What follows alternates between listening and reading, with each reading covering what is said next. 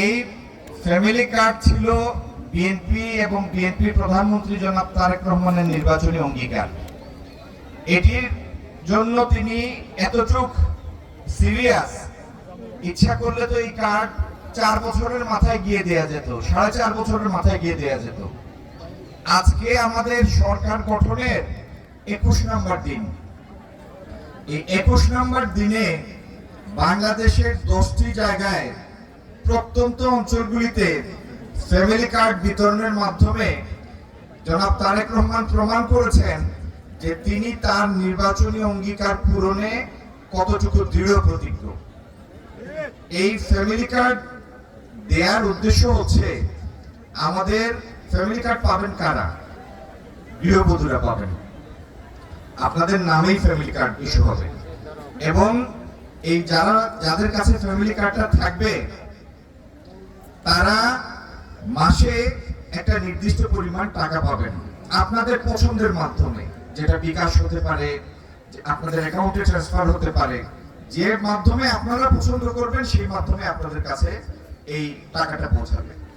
এর উদ্দেশ্য হচ্ছে আমাদের পারিবারিক ভিত্তিগুলি দৃঢ় করা। আমার একটু আগে আমার ছোট ভাই সংসদ সদস্য কামরুল সাহেব বলেছেন যে টাকা তো সবার লাগে, মেয়েদেরও টাকা লাগে, টাকা খুঁজলে পেতে দেরি হয়, অনেক সময় অনেক বিড়ম্বনা হয়। আর সন্তানদের চাহিদাগুলি প্রয়োজনের জন্য বেশি আসে মার কাছে, ঠিক না?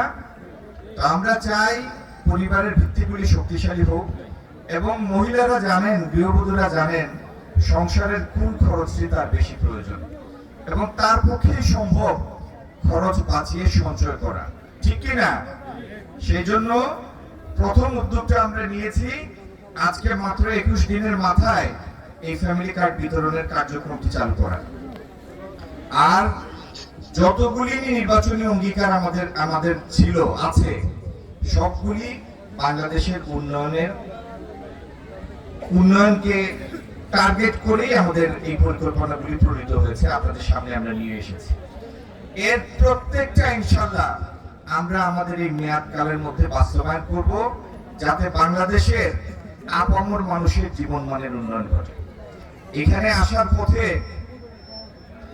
আমার আরেক ছোট ভাই মাননীয় সংসদ সদস্য জনাব ফয়সাল আহমদ তার 2টি রাস্তার কথা উল্লেখ করেছেন, আকিল শাহ বাজার হতে হলিপুনা বাজার জগন্নাথপুরে এবং আকিল শাহ বাজার হতে শালদিঘা বাজার। রাস্তাটি দ্রুত বাস্তবায়নের কাজ তিনিই করবেন। আমরা যে যার জায়গা থেকে তাকে পূর্ণ সহযোগিতা দিব যাতে তিনি দ্রুত কাজটি শেষ করতে পারেন। এইভাবে সুনামগঞ্জের যে জায়গায় যতগুলি রাস্তা আছে, যেখানে যত ব্রিজ কালভার্ট দরকার, যেখানে খাল খনন দরকার কৃষির উৎপাদন বাড়ানোর জন্য, এবং যেহেতু এখানে একটি মাত্র ফসল হয় বড় ফসল, এখানে আর কি ভিন্ন প্রজাতির ফসল উৎপাদন করলে আমরা আরেকটি বাড়তি ফসল পেতে পারি অথবা শাকসবজি ফলাতে পারি। আগামী দিনে এই চ্যালেঞ্জটি নিয়ে আমরা কাজ করব যাতে আমাদের গ্রামীণ কৃষিজীবী পরিবারগুলি 2টি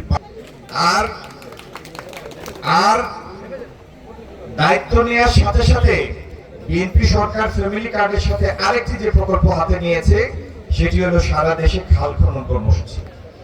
সিলেট বিভাগ, বিশেষত সিলেট বিভাগ বাংলাদেশের অন্যান্য জায়গায় যেখানে কৃষির উৎপাদন 3 গুণ বৃদ্ধি পেয়েছে, সেখানে তুলনামূলকভাবে সিলেট বিভাগ পিছিয়ে আছে। এর 2টা কারণ। একটা হলো বেশিরভাগ জমিতে শুকনো মৌসুমে সেচের সুবিধার অভাব, যে কারণে বাড়তি ফসল হয় না। আর একটা বিস্তীর্ণ অঞ্চলে বছরের একটা নির্দিষ্ট সময় পানি জমে থাকে নিচু হওয়ার কারণে, ভৌগোলিকভাবে নিচু হওয়ার কারণে। এই জমিগুলি থেকে যদি আমরা পানি নিষ্কাশনের ব্যবস্থা করতে পারি আর শুকনার সময় সেচের সুবিধার ব্যবস্থা করতে পারি, তাহলে এই সিলেট বিভাগের প্রত্যেকটা কৃষি জমি থেকে আরেকটি বাড়তি ফসল ফলানো সম্ভব। ইনশাআল্লাহ আগামী দিনে সেই স্বপ্ন আমরা বাস্তবায়ন করব। আমরা চাই আমাদের প্রত্যেকটা পরিবারের মধ্যে হাসি মুখ দেখতে, সচ্ছলতা দেখতে। এটি হচ্ছে আমাদের আগামী দিনের অঙ্গীকার।